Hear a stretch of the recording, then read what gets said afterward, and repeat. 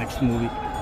Next ఇప్పుడు మనందరికీ తెలిసిన విషయం బయట మనం ఆల్రెడీ అఫీషియల్గా అనౌన్స్ చేయబోతున్నాం. పూజా కార్యక్రమాలతో మెగాస్టార్ చిరంజీవి గారితో జరగబోతుంది.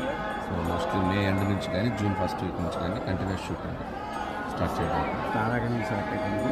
అంటే ఇంకా మెయిన్ కాస్టింగ్ అది జరుగుతుంది. ఎందుకంటే స్క్రిప్ట్ ఇప్పుడు వైజాగ్ ఇప్పుడు నేను వచ్చినా కూడా ఇక్కడే వచ్చి చేసుకుంటే నాకు సెంటిమెంట్లా ఫీల్ అవుతుంది. సో వైజాగ్ వచ్చి కథ పూర్తి చేసుకొని సోమవారం దర్శనం సమాచారం వచ్చి వెళ్తుంది. అందులో భాగంగా ఇక్కడ రావడం జరిగింది. కంప్లీట్ స్క్రిప్ట్ మోస్ట్లీ ఇంకొక 1 monthలో రెడీ అయిపోతుంది. ఇది ఎన్నో చిత్రం సార్?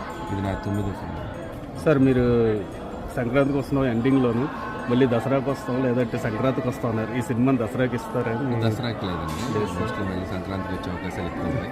ఎందుకంటే మే జూన్ మొదలెడితే కంఫర్టబుల్గా అక్టోబర్ నవంబర్ షూట్ ఫినిష్ చేసుకొని సో నెక్స్ట్ సంక్రాంతికి మోస్ట్లీ ఛాన్సెస్ ఎక్కువ. ఇది కూడా ఫ్యామిలీ ఎంటర్టైన్మెంట్ లాగా ఉంటుంది. 100% అండి. చిరంజీవి గారితో ఎప్పటి నుంచో నేను ఒక మంచి ఫ్యామిలీ బ్యాక్డ్రాప్ ఆయన, ఎందుకంటే గ్యాంగ్ లీడర్ కానీ రౌడీ లీడర్ కానీ ఘరానా మూడు కానీ ఇలాంటి ఒక బ్యాక్డ్రాప్లో ఆయన ఎప్పుడు తీసినా కూడా చాలా మెగా హిట్స్ అయ్యేది.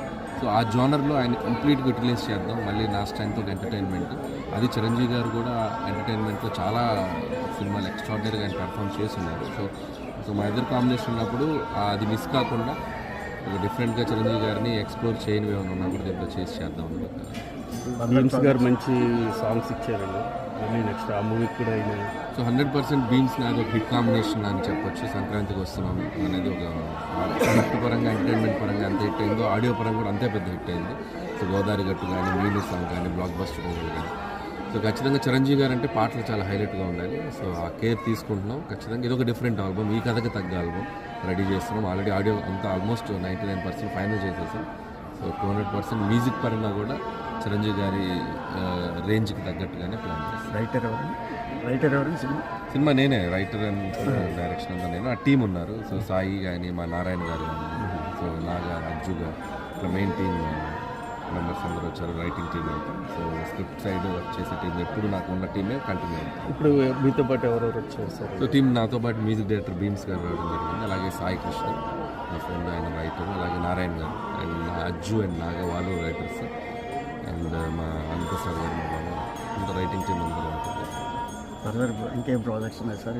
ఇది ఒకటేనండి, నేను ఎప్పుడు 1 after 1 ఇది అయ్యాక నెక్స్ట్ ఏంటనేది ఆలోచిస్తాను.